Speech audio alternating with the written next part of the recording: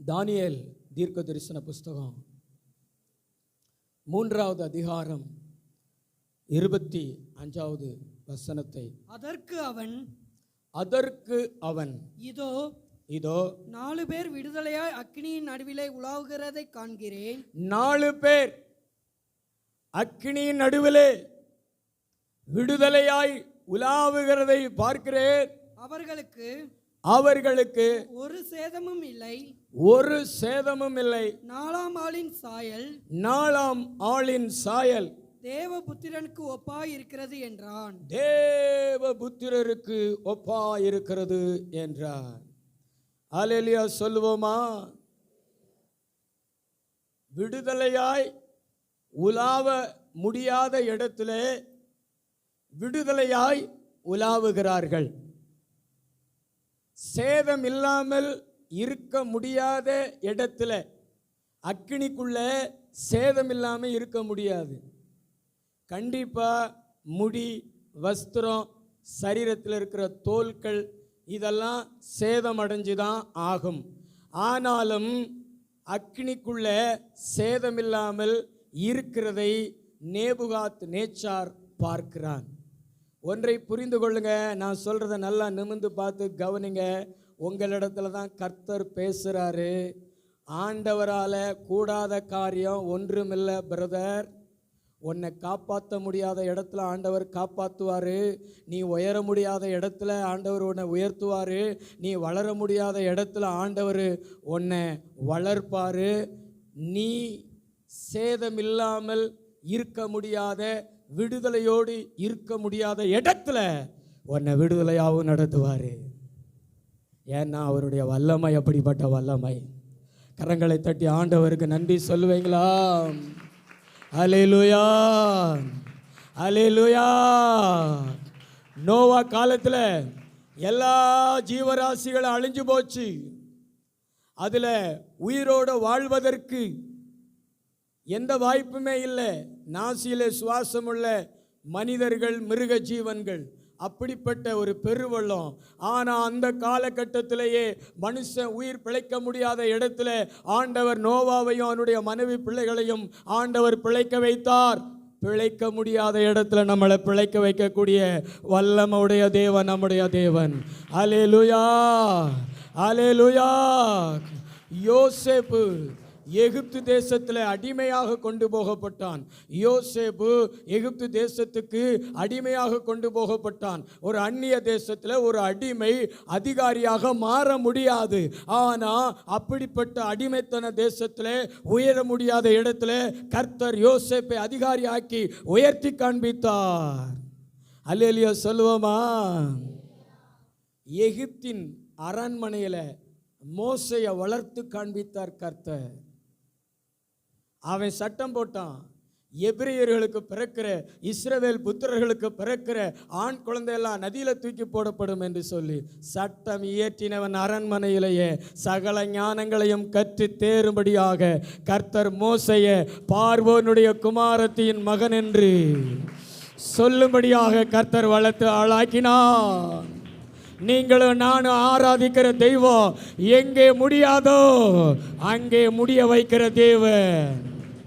தலைக்கு மேல் கூட கை தட்டி தேவனை மகிமைப்படுத்துங்க. நல்ல கையை தட்டி ஆவியானவர்ல நிரம்பி எங்கே முடியாதோ அங்கே ஆண்டவரால முடியும்.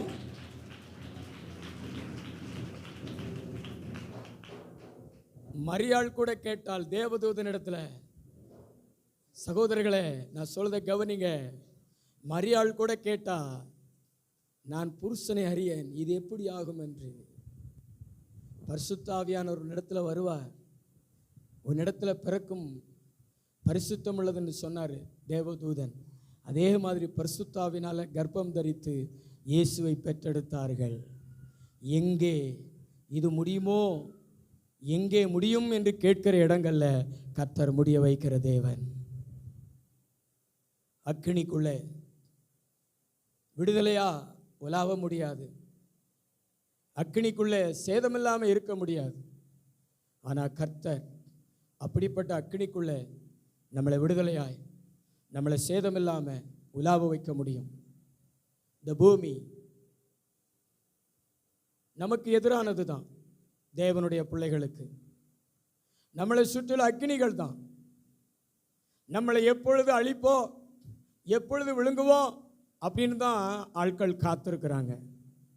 தாவீது கூட சொல்றாரு சங்கீதத்தில் 118 10-11 வாசித்து பாருங்களேன். எல்லா ஜாதியாரும் ஒருத்தர் 2 பேர் கிடையாது சிஸ்டர், ஒருத்தர் 2 பேர் கிடையாது. எல்லா ஜாதியாரும் என்னை வளைந்து என்னை வளைந்து கொள்ளுகிறார்கள். எதுக்கு வளைந்து கொள்ளுகிறார்கள்? அழிப்பதற்காக, கொல்லுவதற்காக. ஆனா கர்த்தருடைய நாமத்தினால் அவர்களை சங்கரிப்பேன்.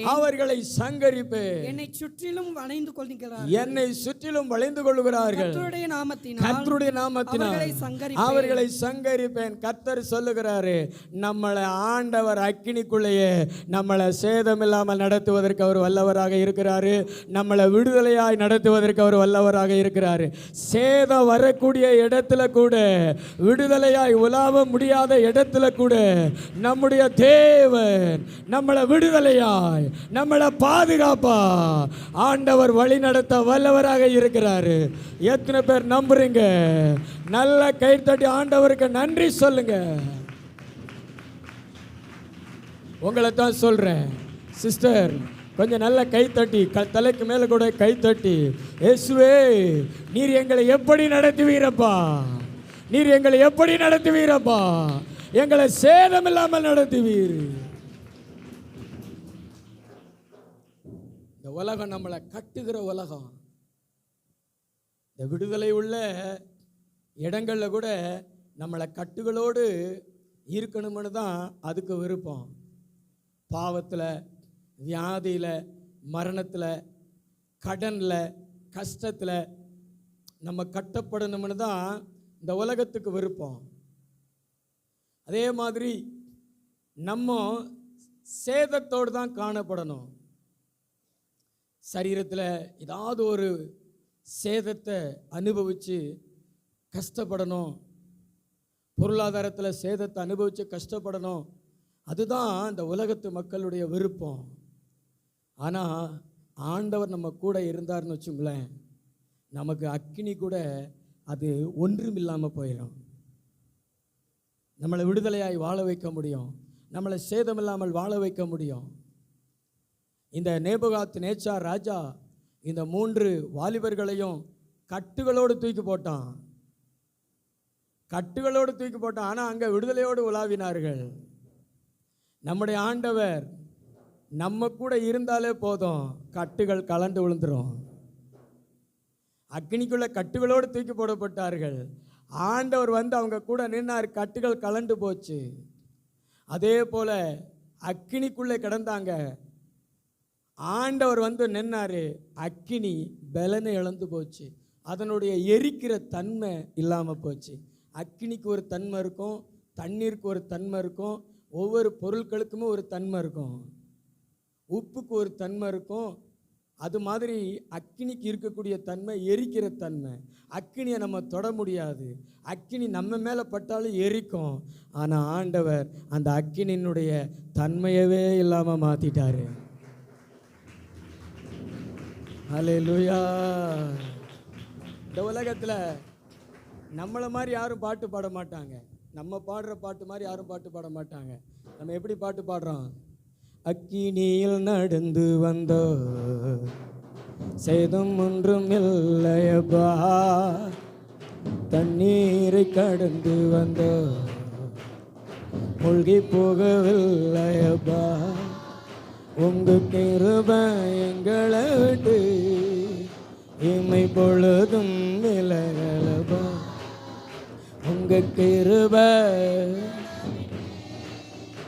இமை பொழுதும் விலகலப்பா, எங்கள் தேவன் நீர், நாங்கள் போற்றிடும் எங்கள் கண்மலை, எங்கள் தேவன் நீர்.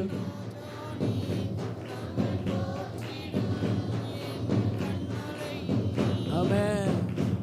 அக்கினியில் நடப்போம், எரிஞ்சு போக மாட்டான். விசுவாசிக்கிறீங்களா? விசுவாசிச்சா தான் நேரம் கைத்தட்டு பறந்துருக்குமே. ஹல்லேலூயா, ஹல்லேலூயா. நம்ம ஆராதிக்கிற தெய்வம் அப்படிப்பட்ட தெய்வங்க. நம்மளை எங்கேயும் காப்பாற்றுவார், எங்கேயும் வழி நடத்துவார். அவரால் முடியாத காரியம் இந்த உலகத்தில் ஒன்றுமே கிடையாது. அவர் எதையும் செய்ய வல்லவராக இருக்கிறார். நீங்கள் தான் அவரை முடியாதவராக, பலன் இல்லாதவராக நீங்கள் நினச்சிக்கிட்டு இருப்பீங்க. அது உங்கள் வாழ்க்கையில் அப்படியே தான் ஆயிடுது. நீங்கள் என்ன நினைக்கிறீங்களோ அது அப்படியே ஆயிடுது. ஆனால் வேத பண்டிதர்கள், பரிசுத்தவான்கள் ஆண்டவரை எப்படி நினைச்சாங்களோ அப்படியே நடந்திருக்கிறது. மோசே செங்கடல் ஆண்டவர் பிளப்பார்னு கோலம் நீட்டினார், செங்கடல் பிளந்துச்சு. யோசுவா விசுவாசத்தோடு ஆசாரியர்கள் யோர்தானில் உடன்படிக்கை பட்டியை கொண்டு போய் நிற்பாங்க அப்படின்னு அவர் இறக்க சொன்னார். அவங்க கால் பட்ட உடனே யோர்தான் நின்னது. நீங்கள் என்ன நினைக்கிறீங்களோ அப்படியே தேவன் உங்களுக்கு செய்வார். நீ விசுவாசித்தால் தேவனுடைய மகிமையை காண்பார். ஹல்லேலூயா, ஹல்லேலூயா. இன்னைக்கு செய்தியினுடைய தலைப்பு என்னன்னா, அக்கினி நடுவே விடுதலையாய் உலாவு. உலாவ அப்படின்னு போட்டுக்கலாம். அக்கினி நடுவே விடுதலையாய் உலாவ.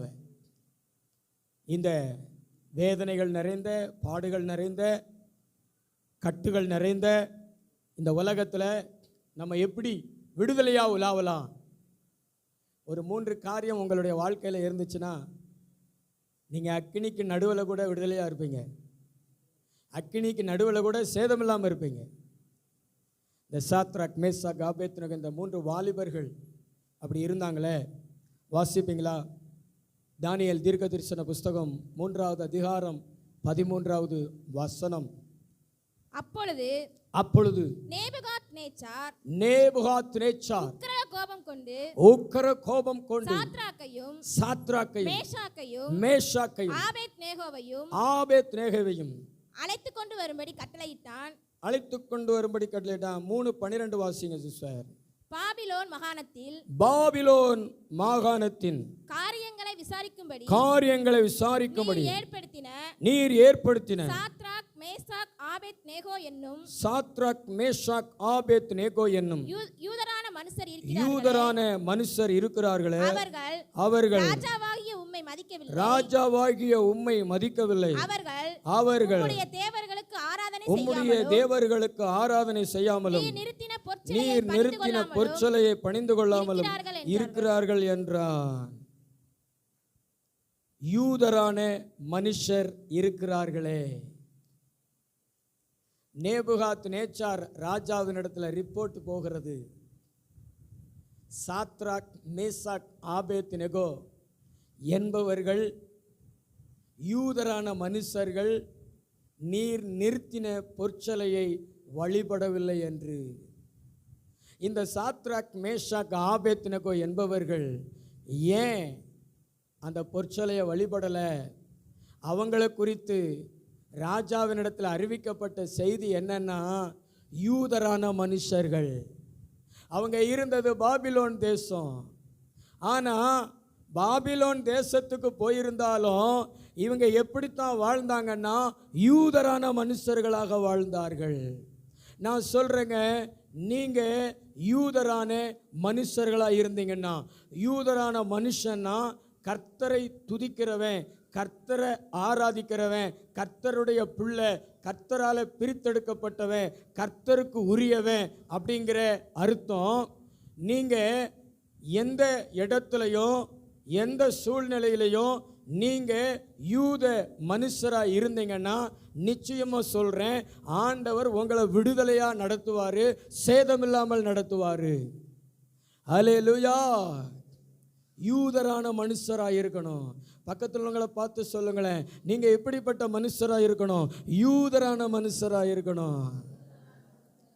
யூதனானவன் என்பது சரீரத்தில் வெளிப்படுத்துகிற அடையாளம் அல்ல, உள்ளத்திலே யூதனானவன் தான் யூதன். வாசிப்பீங்களா? ரோமர் நிருபம் 2வது அதிகாரம் 29வது வசனம். உள்ளத்திலே யூதனானவனே யூதன், எழுத்தின்படி உண்டாகாமல் ஆவியின்படி இருதயத்தில் உண்டாகும் விருத்த சேதனமே விருத்த சேதனம். ஆமென். நீங்க யூதர் என்று பிரதர், நீங்க ஆண்டவருடைய பிள்ளைன்னு எங்கே வெளிப்படணும், எங்கே ஏற்படுத்தப்படணும், எங்கே அடையாளம் இருக்க வேண்டும்? சரீரத்தில் அல்ல. இன்னைக்கு நிறைய பேர் நினச்சிக்கிறாங்க கிறிஸ்தவர்கள் என்றால் வெள்ளை வேட்டி கட்டிக்கிறனும், வெள்ளை சட்டை போட்டுக்கிறனும், கையில் பைபிளை வச்சுக்கிறனும், மீசையை எடுத்துறணும், இனியாரமும் ஸ்தோத்ரம் ஹல்லேலூயா ஸ்தோத்ரம் அப்படியே சொல்லிக்கிட்டு இருக்கணும் அப்படின்னு நினைக்கிறாங்க. சரீர பிரகாரமாக சில அடையாளங்களை வெளிப்படுத்தணும் அப்படின்னு நினைக்கிறாங்க. வண்டிக்கு முன்னாடி வசனத்தை ஒட்டி வச்சுக்கிறணும். வீடு பார்த்தீங்கன்னா வீட்டுக்கு முன்னாடி வசனங்களை ஒட்டி வச்சுக்கிறணும், வீட்டுக்குள்ளெல்லாம் வசனங்களை ஒட்டி வச்சுக்கிறணும் அப்படின்னு நினைக்கிறாங்க. இந்த அடையாளங்கள் எல்லாம் நீங்கள் உள்ளத்தில் யூதனானவர்களாக, நீங்கள் உள்ளத்தில் தேவனுடைய பிள்ளைகளாக மாறிவிட்டாலே அது வெளிப்படுகிற அடையாளம். ஆனால் வெளிப்படையான அடையாளத்தை வச்சு நீங்கள் தேவனுடைய பிள்ளை என்று கருதப்படுகிறது கிடையாது. உங்களுடைய உள்ளத்தை வச்சு தான் கர்த்தர் நீங்கள் தேவனுடைய பிள்ளை என்று அடையாளப்படுத்துகிறார். ஏன்னா யூதனானவனுடைய உள்ளம் அப்படித்தான் இருக்கும். யூதனாக இல்லாதவனுடைய இருதயம் அப்படி இருக்காது. யூதனானவனுடைய இருதயம், தேவனுடைய பிள்ளைகளுடைய இருதயம் எப்படி இருக்கணும்னா அப்படி இருக்கணுமோ அப்படி இருக்கும். நீங்கள் வாசித்து பார்த்தீங்கன்னா உங்களுக்கு புரியும். எஸ்தர் ராஜாத்தின் புஸ்தகம் 3வது அதிகாரம் 2வது வசனம், 3வது வசனம், 4வது வசனம். ஆகையால் ராஜாவின் அரண்மனை வாசலில் இருக்கிற ராஜாவின் ஊழியக்காரர் எல்லாரும் ஆமானை வணங்கி நமஸ்கரித்தார்கள். அவனுக்கு இப்படி செய்ய வேண்டும் என்று ராஜா கட்டளையிட்டு இருந்தான். ஆனாலும் மொர்தெகாய் அவனை வணங்கவும் இல்லை, நமஸ்கரிக்கவும் இல்லை.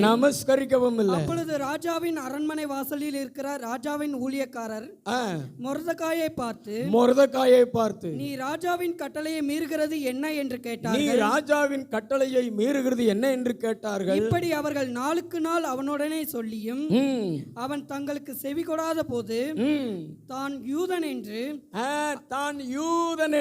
அவன் அவர்களுக்கு அறிவித்திருந்தான். கைகளை ஒத்து அல்லேலூயா சொல்லுங்களேன். இன்னொரு அல்லேலூயா சொல்லுங்களேன். யூதனுடைய சிறப்பு என்ன தெரியுமாங்க? யூதன் எந்த தேசத்தில் இருந்தாலும் கர்த்தரை தவிர உயிரே போனாலும் பரவாயில்ல, கர்த்தரை தவிர எந்த மனுஷனையோ எந்த சிலைகளையோ வணங்க மாட்டான். கர்த்தருக்கு முன்பாக தான் அவனுடைய தலை வணங்கும், வேற எதையுமே வணங்காது. அப்படிப்பட்ட ஒரு இருதயத்தை உடையவன் தான் யூதன். யூதன் என்பவன் யார்? யூதன் என்பவன் யாரு? பக்கத்துல பார்த்து கேளுங்களேன். யூதன் என்பவன் யார்? எங்க உயிரே போனாலும் பரவாயில்ல, கர்த்தரை தவிர வேற எதையும் வணங்க மாட்டாங்க.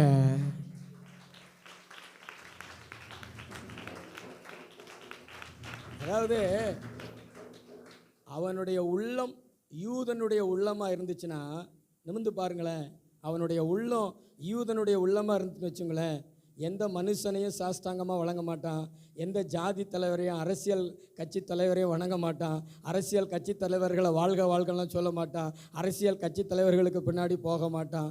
அவன் வணக்கம், அவன் ஆராதனை யாருக்கு மட்டும்தான் இருக்கும்னா கர்த்தருக்கு முன்பாக மட்டும்தான் இருக்கும். அவனுக்கு பேர் தான் என்ன பேர்? யூதன். நீங்கள் யூதர்களா? நீங்கள் யூதனாக இருந்தீங்கன்னா அக்கினி உங்களை பார்த்து பயப்படுங்க. யூதனா இருந்தீங்கன்னா அக்கினி உங்களை பார்த்து பயப்படும். அக்கினிக்கு உங்க மேல அதிகாரம் இருக்காது. அக்கினிக்கு உங்க மேல சேதத்தை உண்டாக்கக்கூடிய அதிகாரம் இருக்காது. ஏன்னா யூதன் கடவுளுக்கு ஒப்பானவன். அல்லேலூயா. வாசலுக்கு முன்னாடி வாட்ச்மேனா உட்கார்ந்து இருக்கிறான் மொர்தெகாய். வாட்ச்மேனா தான் உட்கார்ந்து இருக்கிறான், பெரிய அதிகாரத்துல எல்லாம் இல்ல. ஆனா ஆமான் ராஜாவை ஏமாத்தி ராஜாவுக்கு பணம் கொடுத்து ராஜாட்ட பதவியை வாங்கி பெரிய ஆளா இருக்கான். அவன் அரண்மனைக்குள்ள வரும் பொழுது, அவன் குதிரையில் அரண்மனைக்குள்ள வரும் பொழுது வாசல் காவலர்கள் எல்லாரும் சாஷ்டாங்கமா விழுந்து பணியணும். நிமிந்து அல்ல, டாட்டா சொல்லியோ வணக்கம் போட்டோ கும்பிடு போட்டோ அல்ல, சாஷ்டாங்கமா விழுந்து பணியணும். அவன் வர்றானா எல்லாம் விழுந்து கிடக்கணும். இது ராஜாவின் உத்தரவு. ஆனா மொர்தெகாய் யூதன் அல்லவா? மொர்தெகாய் யூதன் அல்லவா? நீங்களும் யூதர்களா இருக்கணுங்க.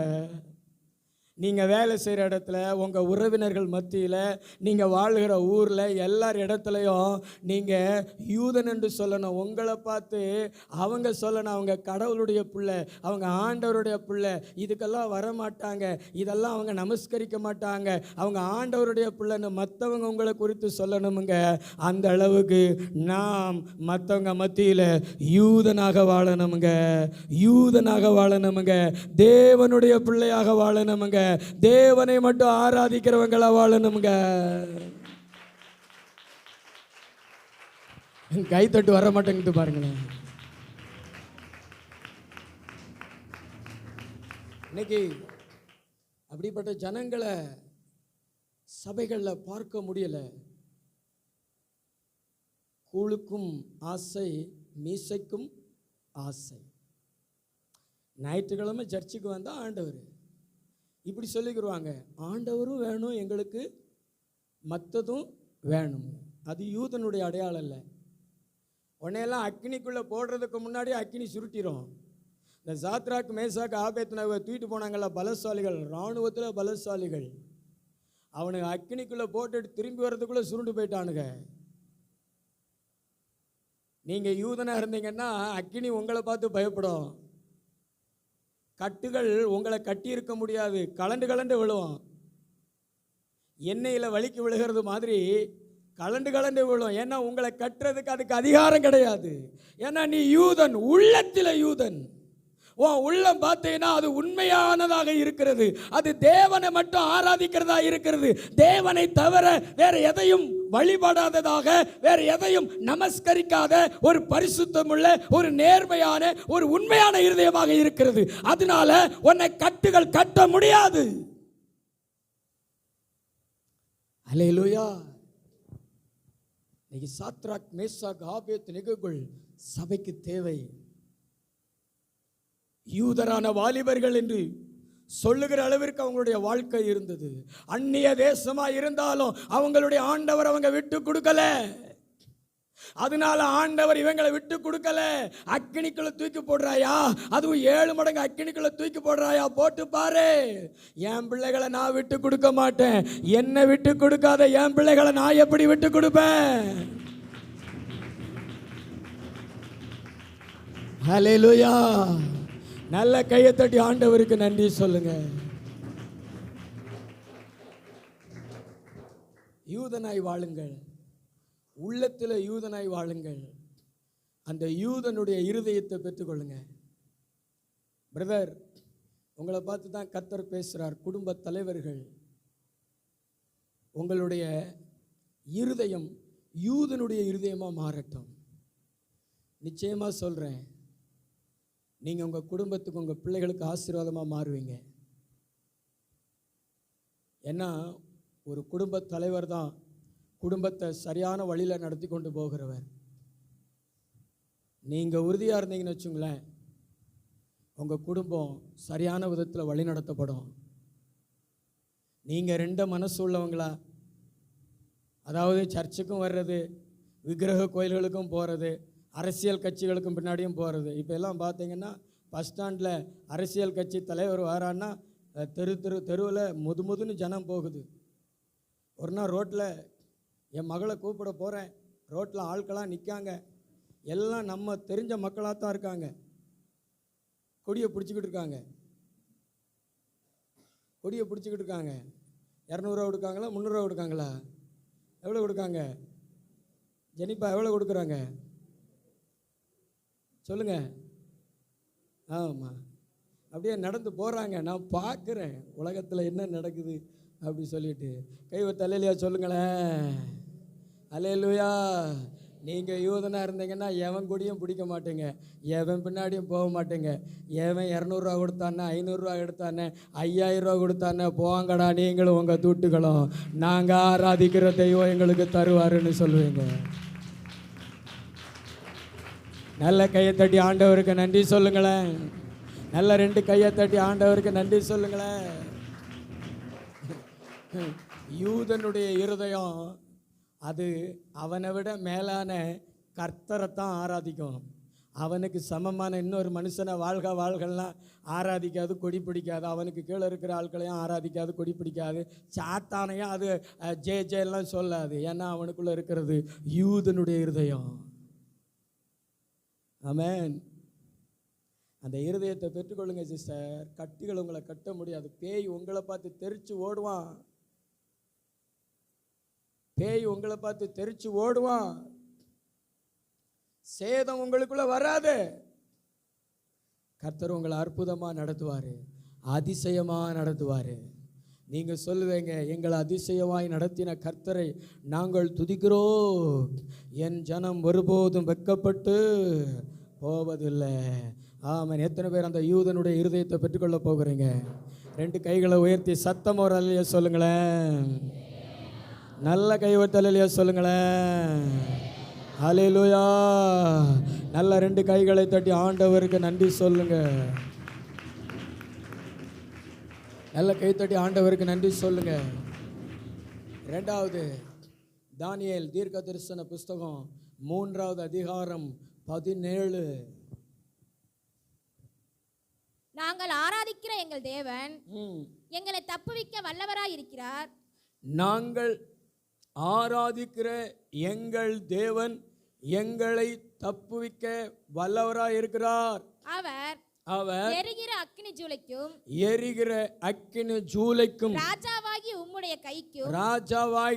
உம்முடைய கைக்கும் நீங்களாக்கி எங்களை விடுவிப்பார். அல்லேலூயா. ஆராதிக்கிறவங்களா இருக்கணும். எப்படிப்பட்டவங்களா இருக்கணும்? சத்தமா சொல்லுங்களேன். பக்கத்துவங்களை பார்த்து சொல்லுங்களேன். எப்படிப்பட்டவங்களா இருக்கணும்?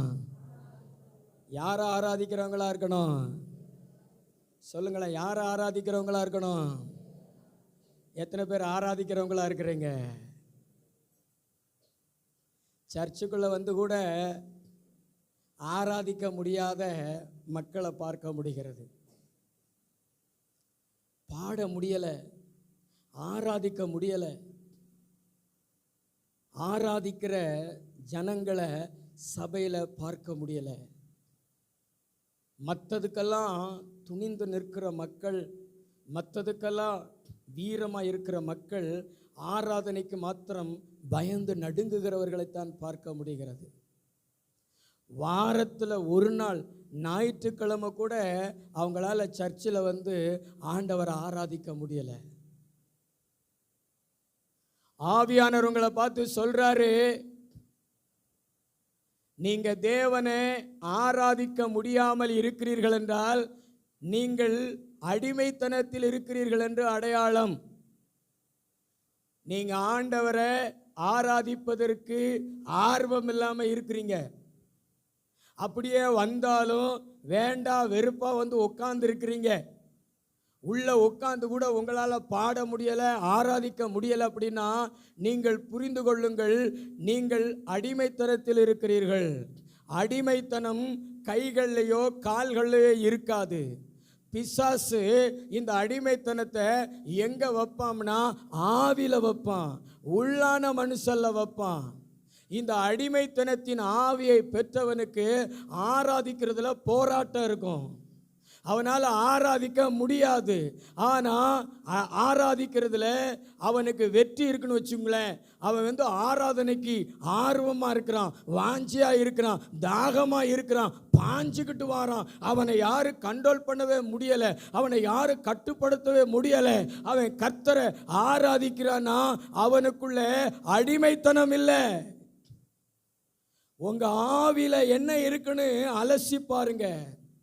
இந்த சாத்ராக் மேசாக் ஆபேத்நேகுவுக்கு சரீரப்பிரகாரமா அவங்களுக்கு பேர் அடிமை. பாபிலோன் தேசத்தில் அவங்க அடிமை. நேபுகாத்நேச்சார் ராஜாவாலே அடிமையாக கொண்டு போகப்பட்ட அடிமை. ஆனா உள்ளத்தில் அடிமை கிடையாது, உள்ளத்தில் அடிமை கிடையாது. ஆவியானவர் உங்களை பார்த்து சொல்றாரு, உங்க உள்ளத்தில் அடிமையா இல்லாம இருந்தீங்கன்னா கர்த்தரை நீங்க விடுதலையோடு ஆராதிக்க முடியும். ஆமென். அதாவது எந்த சூழ்நிலையிலும் நீங்க ஆராதிப்பீங்க, எந்த சூழ்நிலையும் ஆராதிப்பீங்க. உங்கள் வீட்டில் ஒரு இழப்பு, அந்த சூழ்நிலையும் ஆராதிப்பீங்க. உங்கள் வீட்டில் ஒரு நல்ல காரியம் நடக்குது, அந்த சூழ்நிலையும் ஆராதிப்பீங்க. தாவீது 34வது சங்கீதத்தில் சொல்லுகிறத கவனித்து பார்த்தீங்களா? கர்த்தரை நான் எக்காலத்திலும் ஸ்தோத்தரிப்பேன், அவர் துதி எப்போதும் என் வாயில் இருக்கும். எங்கே வச்சு பாடுறாரு தெரியுமா? அதுல்லாம் என்கிற ஒரு குகைக்குள்ள ஒளிஞ்சிருக்கும் போது பாடுறார்.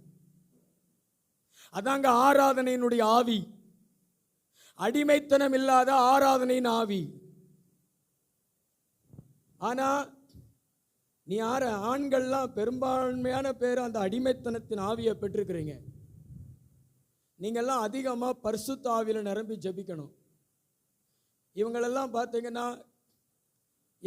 பார்த்தீங்கன்னா அந்த அடிமைத்தனத்தின் ஆவியை பெற்றிருக்கிறதுனால அவங்க வாயிலிருந்து சத்தமே வர மாட்டேங்குது, அவங்களால முடியலை.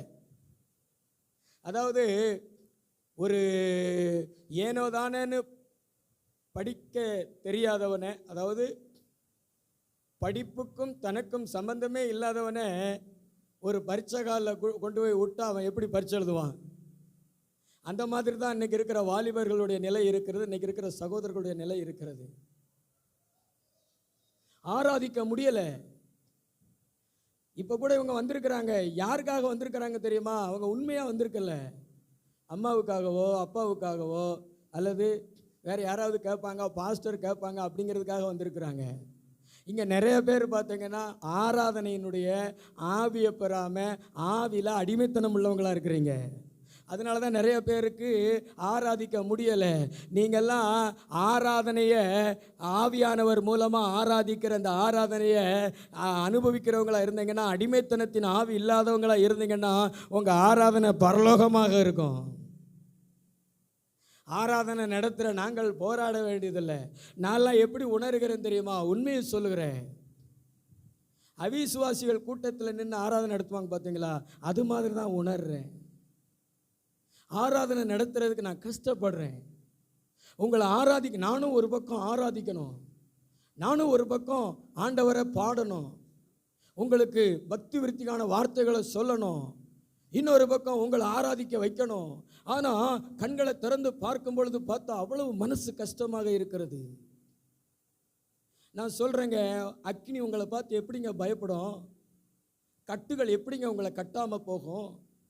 பிசாசு உங்களை பார்த்தோன்னே ரொம்ப கொண்டாட்டமாயிருவானே, நம்மால் வருது, சீக்கிரம் கட்டு, ரெடியாக கட்டுன்னு நீ பாவத்திலையோ அல்லது நோயிலையோ அல்லது பிசாசுலையோ கட்டப்பட்டு விடுகிறாயே. ஆராதனைக்கும் பிசாசுக்கும் ஆகாது. பிரதர், நீங்கள் ஆராதிக்கிறவங்களா இருங்களேன், ஆண்டவர் மாதிரியே உலாவுவீங்க இந்த பூமியில். பக்கத்துங்களை பார்த்து சொல்லுங்களேன், அதனால தான் பிசாசு உன் ஆவியில் அடிமைத்தனத்தை வச்சிடுறான். நீங்கள் எழும்பணும்னு நினைப்பீங்க, உங்களை மற்றவங்க எழுப்பணும்னு நினைப்பாங்க, ஆனால் உள்ளே இருந்துக்கிட்டு உங்களை எழும்பவே விட மாட்டான். இதைத்தான் ரோமர் நிருபம் 8வது அதிகாரம் 15வது வசனத்தை வாசிங்களேன். அந்தபடி திரும்பவும் பயப்படுகிறதற்கு நீங்கள் அடிமைத்தனத்தின் ஆவியை பெறாமல், திரும்பவும் நீங்கள் பயப்படுவதற்கு அடிமைத்தனத்தின் ஆவியை பெறாமல், அப்பா பிதாவே என்று கூப்பிட பண்ணுகிற புத்திர சுவிகாரத்தின் ஆவியை பெற்றீர்கள். புத்திர சுவிகாரத்தின் ஆவியை பெற்றீர்கள். அடிமைத்தனத்தினுடைய ஆவியை உடையவன் ஆண்டவரை கூப்பிட முடியாது. அப்பா பிதாவே என்று கூப்பிட பண்ணுகிற ஆவியானவர் மூலமாக தான் நீங்க ஆராதிக்க முடியும். அப்ப ஆண்டவர் உங்களை பார்த்து சொல்றாரு, நீ நெருப்புக்குள்ள நீ இந்த உலகத்தில் விடுதலையா உலாவணும், எந்த அடிமைத்தனமும் எந்த கட்டுகளும் இல்லாமல் உலாவணும்னா நீ எப்படிப்பட்ட மகனா இருக்கணும்? கர்த்தரை ஆராதிக்கிற மகனா இருக்கணும். கர்த்தரை ஆராதிக்கிற மகளா இருக்கணும்னா உன் ஆவில என்ன இருக்கக்கூடாது? அடிமைத்தனம் இருக்கக்கூடாது. பக்கத்துல பார்த்து சொல்லுங்களேன், உன் ஆவில அடிமைத்தனம் இருக்கக்கூடாது. ஆவில நீ அடிமையா இருந்தேன்னா உன்னால ஆண்டவரை துதிக்க முடியாது, உன்னால ஆண்டவரை கூப்பிட முடியாது. எத்தனையோ முறை சொல்றேன், இயேசுவேன்னு கூப்பிடுங்க, அப்பான்னு கூப்பிடுங்கன்னு சொன்னா ஒரு ஆளும் கூப்பிடுறது கிடையாது. ஆனால் ஒரு சில பேர் ஆண்டவரை கூப்பிடுறாங்க, ஆண்டவரை ஆராதிக்கிறாங்க. ஆவியானவர் உங்களை பார்த்து சொல்றாரு, இன்னைக்கு விடுதலை உள்ள ஆவியை பெற்றுக்கொள்ளுங்க, உங்களுடைய ஆராதனையின் வாழ்க்கை வளமாக இருக்கும், ஜெயமாக இருக்கும். நல்ல கையை தட்டி ஆண்டவருக்கு நன்றி சொல்லுங்களேன். நல்ல 2 கையை தட்டி ஆண்டவருக்கு நன்றி சொல்லுங்க. இதாங்க ரகசியம். நப்தலியை குறித்து வேதம் சொல்லுகிறது. நப்தலி யார் தெரியுமா? யாக்கோபனுடைய குமாரர்கள் ஒருத்தன். அவனை குறித்து கடைசி நாட்களில் தீர்க்க தரிசனம் சொல்லும் பொழுது யாக்கோபு சொல்றாரு, நப்தலி விடுதலை பெற்ற பெண்மான், இன்பமான வசனங்களை வசனிப்பான்னு சொல்றார். என்ன வசனங்களை வசனிப்பானா? ஆமென். உள்ள விடுதலை இருந்தாதாங்க வாயில இன்பமான வசனம் வரும். நல்லவரே வல்லவரே ஆராதனை ஆராதனை. நீங்க உள்ள கட்டப்பட்டிருக்கீங்கன்னா எல்லாரும் ஆராய்ச்சிக்கிட்டு இருப்பாங்க. நீங்க எப்படி இருப்பீங்கன்னா ஒரு ரியாக்ஷன் இருக்காது, ஒரு ரியாக்ஷன் இருக்காது, அபிஷேகமும் கிடைக்காது. உங்கள் வாழ்க்கையில் இன்பமான வசனம் வராது. கர்த்தர் எனக்கு ஒரு வேலை கொடுத்துட்டாரு, கர்த்தர் எனக்கு ஒரு கர்ப்பத்தின் கனி கொடுத்துட்டாரு, கர்த்தர் எனக்கு ஒரு வியாபாரத்தை கொடுத்துட்டாரு, எனக்கு கர்த்தர் ஒரு வீடு கொடுத்துட்டாருன்னு ஒரு சாட்சியாக நீங்கள் சொல்ல முடியாது. அப்படிப்பட்ட ஒரு இன்பமான ஒரு வசனம் உங்கள் வாழ்க்கையில் வராது. ஏன்னா நீங்கள் உள்ள எப்படிப்பட்டவங்களாக இருக்கிறீங்க? அடிமைத்தனம். அதுக்கு தான் பரிசுத்த ஆவியை பெற்றுக்கொள்ளணும். பரிசுத்த ஆவியானவர் எங்கே ஊற்றப்படுவார் தெரியுமா? நல்ல கைத்தட்டி பரிசுத்த ஆவியானவரை வாஞ்சிக்கணும். அந்நிய பாஷை பேசணும். நீங்கள் பேச ஆரம்பித்து உங்களுடைய வாஞ்சியை நீங்கள் வெளிப்படுத்தினீங்கன்னா கர்த்தர் சரீரத்தில் ஊற்ற மாட்டார், நாக்கில் ஊற்ற மாட்டார், கண்ணில் ஊற்ற மாட்டார், காதில் ஊற்ற மாட்டார், ஆவியில் ஊற்றுவார், உள்ளான மனுஷனில் ஊற்றுவார். அந்த மனுஷனை ஆண்டவர் ரிலீஸ் பண்ணுவார். வேதம் சொல்லுகிறது, அபிஷேகத்தினாலே நுகம் முறியும். உனக்குள்ள ஆவியானவருடைய வல்லமை இறங்க இறங்க இறங்க இறங்க நுகம் முறியும். நான்லாம் அப்படித்தாங்க இந்த ஆராதனையின் ஆவியை பெற்றுக்கொண்டேன். எனக்கெல்லாம் கணக்கில் அடங்காத பாட்டு வரும். இந்த செய்தியை கொடுக்கறதுக்கு முன்னாடி ஒரு பாட்டை கொடுத்துட்டு தான் ஆண்டவர் எனக்கு செய்தியே கொடுத்தாரு. இந்த இந்த இந்த சம்பவத்தை குறித்து ஒரு பாட்டு. கர்த்தர் நல்லவர். ஏன்னா நான் பாடிக்கிட்டே இருப்பேன், ஆராதிச்சுக்கிட்டே இருப்பேன். என் ஆவியில் அடிமைத்தனம் கிடையாது, என் ஆவியில் ஒரு விடுதலை. அதனால பாருங்களேன், கர்த்தர் என்ன அவருடைய பிரசன்னத்தினால் அவருடைய மகிமையினால் என்னை நிரப்புறாரு. ஆவியானவர் உங்களை பார்த்து சொல்றாரு, நீங்களும் ஆராதனையின் ஆவியை பெற்றுக்கொள்ளுங்க, அடிமைத்தனத்தின் ஆவியை அப்புறப்படுத்துங்க. பக்கத்துங்களை பார்த்து சொல்லுங்களேன், நல்ல பரிசுத்த ஆவியில நிரம்புங்க, நல்ல அந்நிய பாஷை பேசுங்க. ஆவியானவர் உங்களுக்குள்ள வர வர விடுதலை. எத்தனை பேருக்கு ஆவியில விடுதலை வேணும்? உங்க 2 கையை உயர்த்தி காமிங்களேன், 2 கையை உயர்த்தி காமிங்களேன். எத்தனை பேருக்கு உண்மையா எனக்கு ஆவியில் அடிமைத்தனம் இருக்கக்கூடாது, நான் நப்தலியை போல விடுதலை பெற்ற பெண்மானா இருக்கணும், நான் இன்பமான வசனங்களை பேசணும்னு சொல்றேங்க? எத்தனை பேர்? நல்ல கையை உயர்த்தி காமிங்களேன். உனக்கெல்லாம் வேண்டாமா?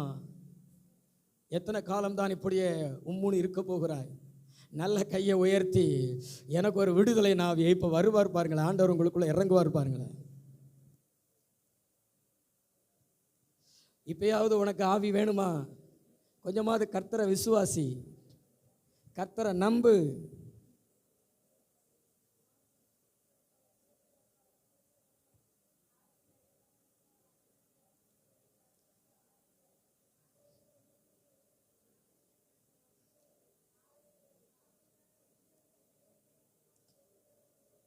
கர்த்தர் பார்த்துக்கிட்டு தான் இருக்கிறார். இங்க யார் எப்படி அமர்ந்திருக்கிறாங்கிறத கர்த்தர் பார்த்துக்கிட்டு தான் இருக்கிறார்.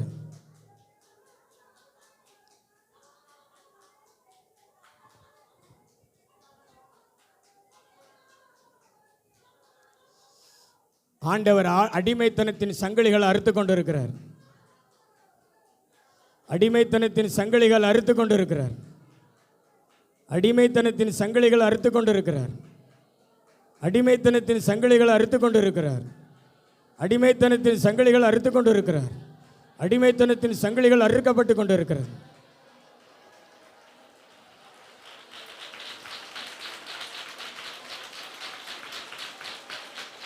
வாலிபனே, உனக்கு வேணுமா? ஆவியானுடைய பலம் எனக்கு வேணுமா? சகோதரர்களே,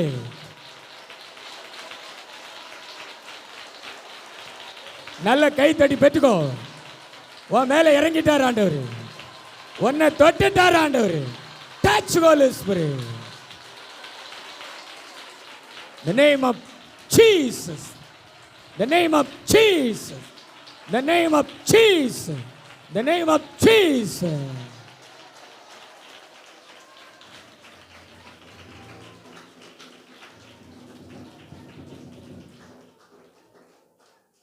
இந்த பிசாசு பார்த்தீங்கன்னா பல ஆவிகள்னால உங்களை அடிமைப்படுத்துவான். தூக்கத்தின் ஆவி, எரிச்சலின் ஆவி, பொறாமை ஆவி, விபச்சார ஆவி, சண்டை ஆவி, பொய்யின் ஆவி, எதை வச்சு என்ன விலங்கு போடணுமோ அதை போட்டுருவான். அதுதான் உங்கள் வாழ்க்கையில் படக்கு படக்குன்னு வெளிப்படும். படக்கு படக்குன்னு வெளிப்படும். சிலருக்கெல்லாம் பார்த்தீங்கன்னா எரிச்சல் படக்கு படக்குன்னு வெளிப்படும். சிலருக்கு பார்த்தீங்கன்னா பொறாமை வெளிப்படும். சிலருக்கு பார்த்தீங்கன்னா பொய். சிலருக்கு பார்த்தீங்கன்னா இச்சையின் ஆவிகள், விபச்சார ஆவிகள் வெளிப்படும். சிலருக்கு பார்த்தீங்கன்னா தூக்கத்தின் ஆவி. சர்ச்சில் பரலோகமே இறங்கிக்கிட்டு இருக்கும், ஆனால் தூங்கிக்கிட்டு இருப்பாங்க. இவங்கெல்லாம் யாக்கோபனுடைய சந்ததிகள். அவர் தேவனுடைய வீட்டில் அப்படியே தரிசனம் கண்டார்ல, ஏணியை பார்த்தார்ல, அது மாதிரி இவங்க ஏணியை பார்த்து கொண்டு இருப்பார்கள். அப்படித்தானே? ஆமென். பக்கத்தில் பார்த்து, உங்களுக்கு ஏணி தெரியுதா? அது இங்கே தெரியக்கூடாது, அது வீட்டில் தெரியணும் தூங்கும் போது. அல்லேலூயா. சிலரெல்லாம் கட்டுப்படுத்தவே முடியாது. அப்பா, நைட்டு 12 மணி வரைக்கும் வீட்டில் தூங்க மாட்டாங்க. டிவியை பார்க்க, செல்லை பார்க்க, அல்லது 2 பொம்பளை கூட உட்காந்து பழக்கம் பேச, ஊர் கதைகளை பேச தூக்கம் வராது. ஆனால் சர்ச்சுக்கு வந்தேன்னு பக்கத்தில் உள்ளவங்களை இடித்து, ஐயோ பெரிய பரிதாபமாக. சில தூக்கத்தின் ஆவிகள்கிட்ட பஸ்ஸில் மாட்டிக்கிடுவோம். அங்கிட்டு ஒரு ஆள், இங்கிட்டு ஒரு ஆள், நடுவில் நான் உட்காந்துருப்பேன். சில நேரம் பார்த்தா அந்த ஆள் இங்கிட்டு சாய்வார், இந்த ஆள் இங்கிட்டு சாய்வார். இவரை தூக்கி விட்டோம்னா இவர் வந்துடுவார், இவரை தூக்கி விட்டோம்னா அந்த பிரயாணமே வேதனையாக போயிடும். பஸ்ஸில் கூட நமக்கு தூக்கம் வரக்கூடாதுங்க. தூங்க வேண்டிய நேரத்தில் தான் தூக்கம் வரணும். அதுதான் நல்ல ஆவி. சிலர்லாம் வண்டி ஓட்டிக்கிட்டு இருக்கும் பொழுதே தூங்கிட்டு எங்கிட்டா கொண்டு விட்டுறாங்களே. ஆமென். அல்லேலூயா. அந்த அடிமைத்தனத்தின் ஆவியை நம்ம அப்புறப்படுத்தணும். நம்ம விடுதலையின் ஆவியை பெற்றிருந்தோம்னா இந்த பூமியிலே நம்ம விடுதலையா உலாவுவோம். அல்லேலூயா. நல்ல கைத்தட்டி ஆண்டவருக்கு நன்றி சொல்லுங்க. கடைசியாக தானியேல் தீர்க்கதரிசன புஸ்தகம் 3:18. விடுவிக்காமல் போனாலும் விடுவிக்காமல் போனாலும் நாங்கள் உம்முடைய உம்முடைய தேவர்களுக்கு ஆராதனை செய்வதும் இல்லை. நாங்கள் உம்முடைய தேவர்களுக்கு ஆராதனை செய்வதும் இல்லை. நீர் நிறுத்தின பொற்சிலையை பணிந்து கொள்வதும் இல்லை என்கிறது. நிறுத்தின பொற்சிலையை பணிந்து கொள்வதும் இல்லை என்று ராஜாவாகிய உமக்கு தெரிந்திருக்க ராஜாவாகிய உமக்கு தெரிந்திருக்க கடவுளே. எவ்வளவு இதா பேசுறாங்க பாருங்களேன். நீங்க அப்படி பேசிருக்கீங்களா? நீங்க எப்படி பேசிருக்கீங்களா? ஓ, எங்க ஆண்டவர் எங்களை தப்புவிக்க வல்லவரா இருக்கிறாரு. அவர் அப்படியே தப்புவிக்காம போனாலும் பரவாயில்ல, ஆனா நீ வச்சிருக்கிற அந்த பொற்சிலை வழிபட மாட்டேன் அப்படிங்கிறது உனக்கு தெரிந்திருக்கு கடவுள். ராஜாவாகிய உமக்கு எவ்வளவு எவ்வளவு இதா பேசுறாங்க பாத்தீங்களா? வைராக்கியமா பேசுறாங்க பாத்தீங்களா? ஹல்லேலூயா. அதாவது மாற்றமடையாத தன்மை, மாறாத தன்மை. எங்களை ஆசீர்வதிச்சாலும் எங்களுக்கு ஆண்டவர் ஆண்டவர் தான். எங்களை அவர் ஆசீர்வதிக்காம போனாலும் அவர் ஆண்டவர் ஆண்டவர் தான். நாங்கள் அவரை மட்டும்தான் வழிபடுவோம், நாங்கள் அவரை மட்டும்தான் ஆராதிப்போம். எங்களை விடுவிக்காம போனாலும் நாங்கள் மாற மாட்டோம். இன்னைக்கெல்லாம் சில மிரட்டல்கள் உங்களை மாத்திருதே. பிசாசு வந்து மிரட்டி உங்களை பணிய வைக்க முயற்சி பண்ணுவான். அது உங்களுடைய உறவினர்களா இருக்கலாம், உங்களுடைய நண்பர்களா இருக்கலாம். அவங்க தெரிந்தெடுக்கக்கூடிய காரியம் என்ன தெரியுமா? மிரட்டல். நீ எங்க வீட்டுக்கு வரலனா நான் உன் வீட்டுக்கு வர மாட்டேன், நீ செத்தா வர மாட்டேன், நல்லது கெட்டதுக்கு வர மாட்டேன், ஊரை விட்டு உன்னை ஒதுக்கி வச்சிருவேன், இப்படி சொல்லிதான் மிரட்டி மிரட்டி இன்னைக்கு பணிய வச்சுக்கிட்டு இருக்கான் பிசாசு. ஆனா இப்படிப்பட்ட மக்கள் மத்தியிலே மாறாத தன்மை உடையவங்களா, மாற்றமடையாத தன்மை உடையவங்களா இயேசு கிறிஸ்து எப்படி நேற்றும் இன்றும் என்றும் மாறாதவராய் இருக்கிறாரோ, நான் கர்த்தர் மாறாதவர், ஆகையால் யாக்கோப்பின் புத்திரராகிய நீங்கள் நிர்மூலமாகவில்லை என்று கர்த்தரை குறித்து சொல்லுகிறதோ, அதே மாதிரி நம்மளை குறித்து சொல்லும் அளவிற்கு நம்முடைய வாழ்க்கையில மாற்றம் என்பதே இருக்கக்கூடாது. ஹல்லேலூயா. நோய் சுகமானாலும் கர்த்தர் எங்களுக்கு கர்த்தர் தான், நோய் சுகமாட்டாட்டாலும் இங்க கர்த்தர் எங்களுக்கு கர்த்தர் தான் அப்படின்னு நம்ம ஆண்டவரை மகிமைப்படுத்தணும். தேவைக்காக நம்ம ஆண்டவரை ஆராதிக்க கூடாது. உண்மையா நம்ம ஆண்டவரை ஆராதிக்கணும்.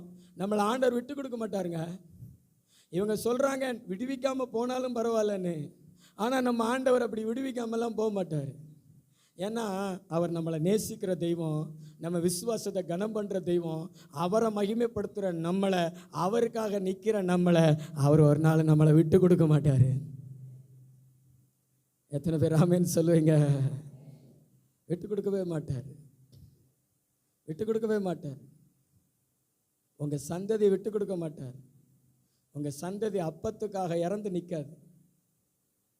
இது எனக்காக நின்ன சந்ததி, இது என்னுடைய சந்ததி, இது என்னுடைய பிள்ளைகள், அவங்களுடைய பேர பிள்ளைகள்.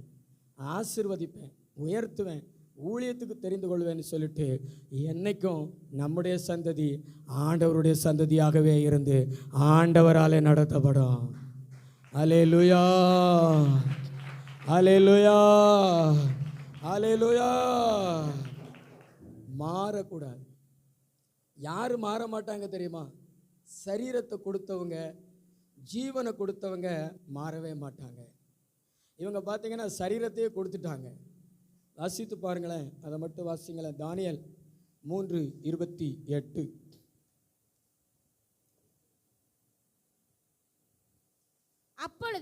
அப்பொழுது நேபுகாத் நேச்சார் வசனித்து சாத்ராக் மேசாக் ஆபேத்நேகோ என்பவருடைய ஸ்தோத்திரம் அவர்கள் தங்களுடைய தேவனை தவிர வேறொரு தேவனையும் சேவித்து பணியாமல் அவரையே நம்பி ராஜாவின் கட்டளையை தள்ளி தங்கள் சரீரங்களை ஒப்பு கொடுத்ததினால், ராஜாவின் கட்டளையை தள்ளி தங்கள் சரீரங்களை ஒப்பு கொடுத்ததுனால. பக்கத்துல பார்த்து சொல்லுங்களேன், ஏசப்பாவுக்கு சரீரத்தை ஒப்பு கொடுத்தவன், ஜீவனை ஒப்பு கொடுத்தவன் எந்த சூழ்நிலையிலையும் மாற மாட்டான்.